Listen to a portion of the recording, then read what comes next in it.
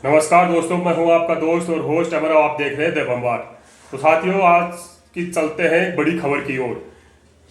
दोस्तों, पिछले 24 घंटों के दौरान राहुल गांधी ने प्रधानमंत्री नरेंद्र मोदी को खुला निमंत्रण दिया था कि अगर उनके अंदर दम है तो वो टीवी चैनल के माध्यम से इंटरव्यू के ऊपर आए, क्योंकि उन्होंने प्रधानमंत्री के बनने के बाद में आज तक एक भी प्रेस कॉन्फ्रेंस नहीं की। तो अगर वो अपनी सरकार के बारे के अंदर अगर बताना चाहते हैं, उपलब्धियों के बारे के अंदर अगर गुणगान करना चाहते हैं, तो वो डिबेट के अंदर सामने आए। तो बीजेपी ने 24 घंटे 48 घंटे बाद के अंदर बीजेपी ने मंजूर किया राहुल गांधी खुली बहस वाला चैलेंज, जाने डिबेट के लिए किसी भेजेगी पार्टी।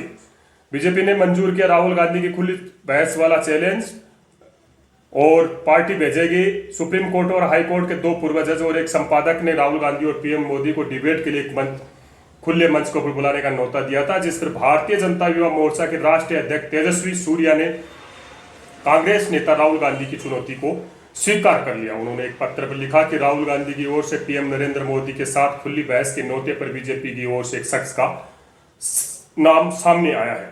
कांग्रेस नेता राहुल गांधी पर निशाना साधते हुए बीजेपी के नेता तेजस्वी सूर्या ने जवाब दिया कि उन्होंने एक्स पर लेटर शेयर करते हुए कहा कि प्रिय राहुल गांधी, भारतीय जनता युवा मोर्चा ने आपके साथ बहस करने के न्योता स्वीकार किया है। हमारे जो उपाध्यक्ष है अभिनव प्रकाश को नियुक्त किया गया है। उन्होंने कहा कि उपाध्यक्ष अभिनव प्रकाश पासी एससी समुदाय के एक युवा और शिक्षित नेता है, जिनके समुदाय की संख्या में लगभग 30% है। एक युवा के बीच एक समर्थ बहस होगी। उन्होंने कहा कि हाल ही में कांग्रेस महासचिव जयराम रमेश ने रविवार को कहा था कि प्रधानमंत्री नरेंद्र मोदी ने राहुल गांधी के साथ बहस का निमंत्रण स्वीकार करने की अभी तक हिम्मत नहीं जुटाई है। दरअसल retired justice Madan B Lokur और जस्टिस अजित पी शाह और एन राम ने पिछले हफ्ते कांग्रेस के पूर्व अध्यक्ष गांधी और प्रधानमंत्री को पत्र लिखकर लोकसभा चुनाव के प्रमुख मुद्दों को पर बहस के लिए एक मंच के ऊपर आमंत्रित किया था। पीएम मोदी के इंटरव्यू को बताया प्रायोजित और सुनियोजित जयराम रमेश। इस दौरान कांग्रेस के नेता जयराम रमेश ने एक्स पर एक पोस्ट शेयर करते हुए कहा कि प्रधानमंत्री से बहस का निमंत्रण स्वीकार करते हुए राहुल गांधी द्वारा पत्र लिखे 1 दिन बीत चुका है, लेकिन 56 इंच के सीने ने अभी तक निमंत्रण स्वीकार करने की हिम्मत अभी तक नहीं जुटाई है। जयराम रमेश ने प्रधानमंत्री द्वारा जो दिए गए इंटरव्यू को प्रायोजित बताया। उन्होंने कहा कि राहुल गांधी ने शनिवार को मोदी के साथ बहस का निमंत्रण स्वीकार कर लिया। यह भी कहा कि देश को उम्मीद है कि प्रधानमंत्री इसके अंदर भाग लेंगे। अखबार और टीवी चैनलों को दिए जा रहे इंटरव्यू सुनियोजित।